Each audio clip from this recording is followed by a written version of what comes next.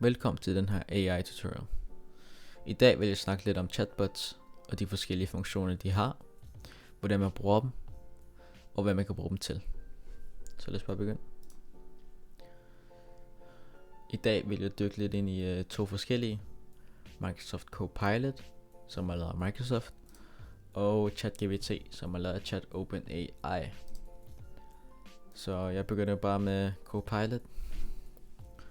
Rimelig simpelt at bruge. Du skriver bare, hvad den skal gøre. Så du kan for eksempel bruge dem til opgaver som dansk, engelsk, historie, kristendom, matematik. Du kan få den til at rette punktummer, kommaer, alt det lort. Så nu skriver jeg bare et eksempel til den her AI. Skriv et historie om en dreng, der vil være en pro fodboldspiller.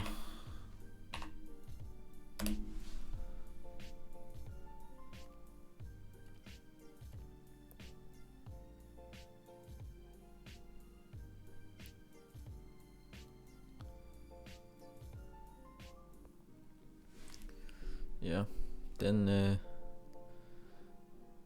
den skriver bare.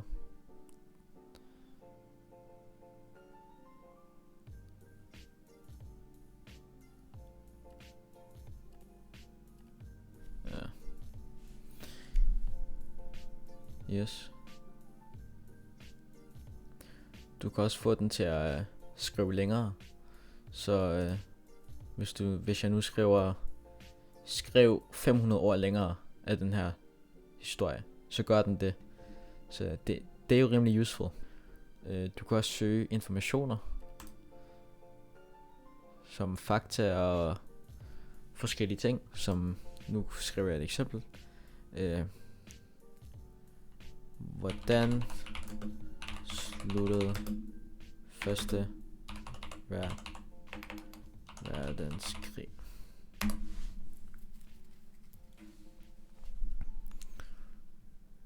Så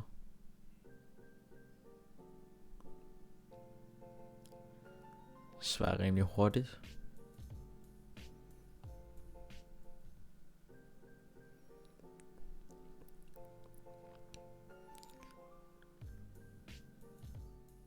Ja.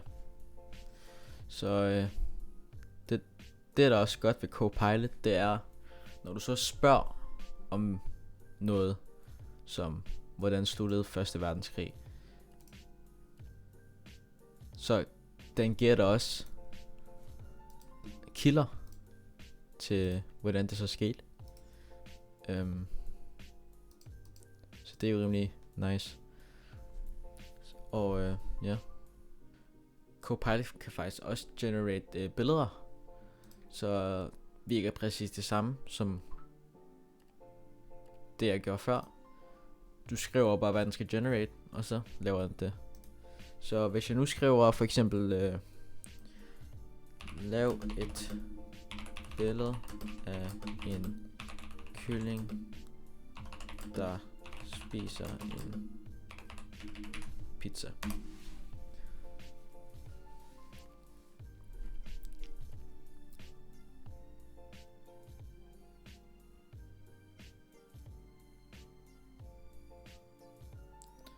Ja. Det tager lidt længere tid det her, tror jeg.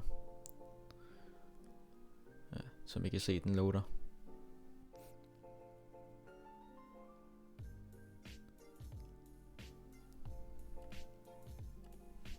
Boom.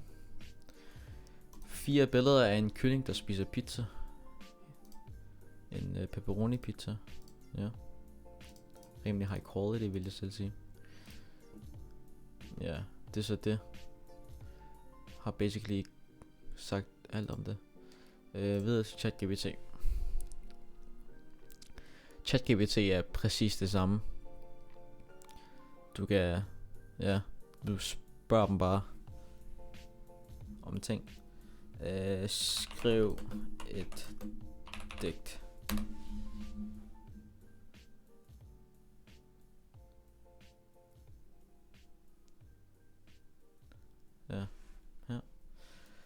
digte her virker præcis det samme.